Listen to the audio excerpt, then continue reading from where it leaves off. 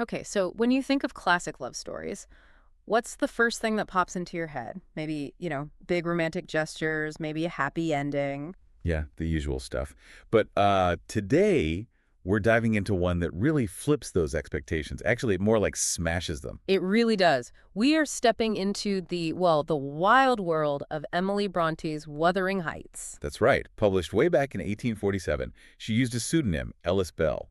And what's kind of amazing is it's her only novel. Your only one, and yet it's left such a huge mark. An almost supernatural mark, you could say. Yeah, and looking at the literary reviews we've gathered, it's clear right away this is not your typical Victorian romance. Not at all.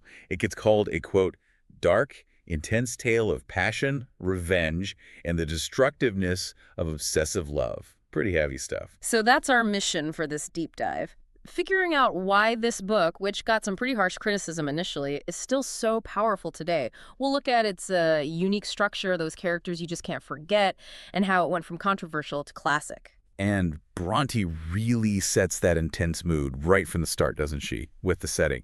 The whole story is just steeped in the Yorkshire moors, Oh, yeah. described as, wild, untamed. Yeah. It's almost like the landscape is the character's emotions, raw, primal. It's not just a backdrop, is it? It feels alive. Exactly. It's an active participant, really. And then you have the two houses, which are like night and day. Mm-hmm. You've got the Earnshaws at Wuthering Heights itself feels just as rough and stormy as the moors, right? Totally. Yes. And the contrast with Thrushcross Grange, where the Lintons live, it's all refined and cultured, but the sources we looked at call it emotionally sterile, especially compared to the Heights. That really sets up the conflict, that clash of worlds. Absolutely. And the way the story is told is unusual, too. It's not just A to B. Right, it's that non-linear thing, like stories inside of stories. Yeah, mostly told by Nellie Dean. She's the housekeeper, telling it all to Mr. Lockwood, who's renting Thrushcross Grange. And Nellie's perspective is so crucial. The review points out she gives us insight, sure, but also her own bias. Right, so you're always kind of weighing what she says,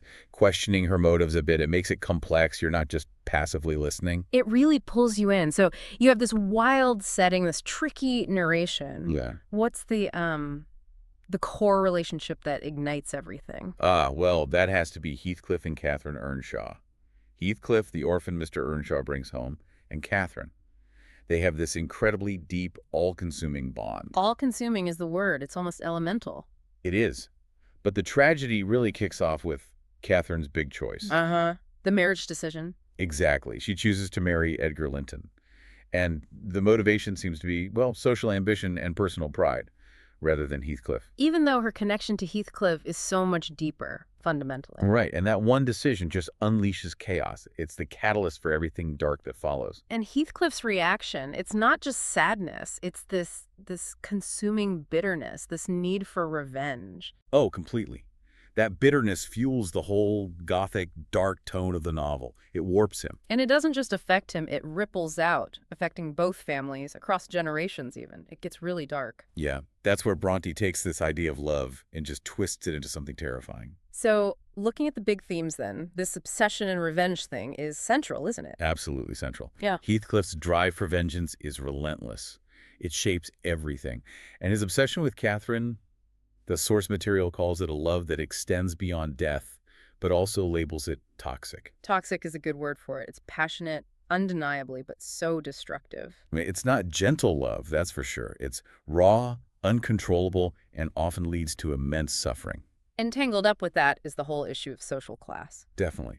Brontë really scrutinizes that. Yeah. Heathcliff is marginalized from the start, right? He's the outsider. The orphan in this rigid society. And his whole life becomes this fierce struggle for power, for respect, trying to overcome the circumstances of his birth. It adds another layer to why he acts the way he does. It makes you think about love itself in this book. It's presented as, well, far from idealistic, as the review says. Exactly. It's shown as this destructive force, almost supernatural, really, transcending life and death, but in a way that shatters lives. It really challenges those conventional ideas of romance, makes you ask if that kind of all-consuming passion is, a good thing or a curse. A curse, mostly, in this telling. Yeah, and the characters embodying all this, they're just unforgettable and so flawed. Deeply flawed.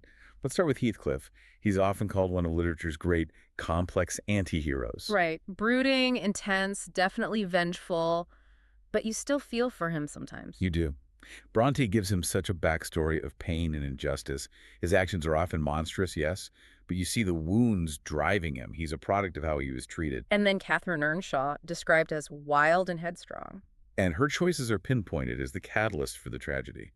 That duality in her loving Heathcliff but wanting social status tears everything apart. She's caught between these two powerful forces. And that tension is fatal, ultimately. Compared to them, Edgar Linton, her husband, seems almost pale. Well, he represents gentility and civility. He's the proper choice. But the review says he lacks the emotional depth and passion of Heathcliff. He's the safe harbor, maybe, but not the storm she craves. Precisely. He's the society she chose, not the passion. And we have to come back to Nellie Dean again, the narrator. Can't forget Nellie. Her role is so clever, giving us insight, but also that bias we talked about. So you're never quite sure you're getting the whole objective truth. Never. Which forces you, the reader, to piece things together, to interpret.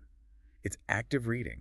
And the way Brontë writes, the prose itself is just incredible. Oh, absolutely. It's described as rich, poetic, and vividly descriptive, especially capturing the moors. That eerie, haunting atmosphere, you really feel it. The wind, the isolation, it's so immersive. And that atmosphere gets cranked up by all the Gothic elements she uses. Yeah, the hints of the supernatural, those creepy settings. It all amplifies that dark mood, that sense of dread, makes it feel like maybe something beyond human control is at work. Which feels bigger and scarier. And that complex structure we mentioned, the non-linear story, the stories within stories. It adds so much depth. It does demand attention. You have to focus. But it pays off, right? It allows for so many different interpretations. People still argue about what really happened or why characters did what they did. Exactly.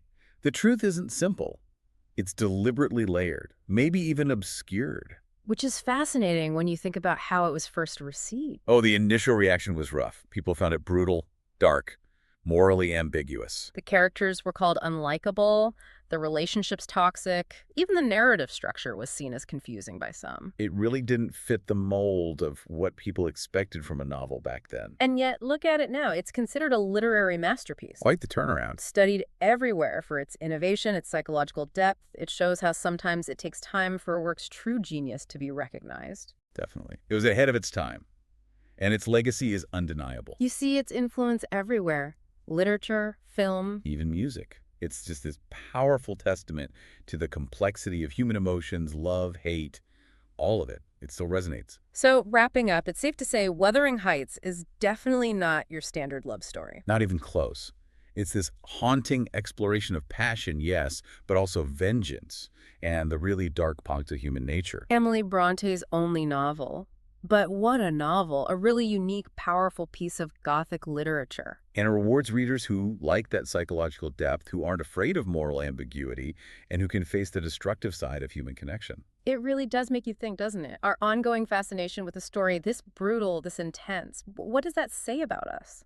About how we understand love? Maybe it shows we recognize that great passion can hold great darkness too. Perhaps. It's definitely something to ponder. We really encourage you, if you haven't already, or maybe even if you have, to dive into this novel or other Gothic works. Explore these themes of love, revenge, and the raw human condition.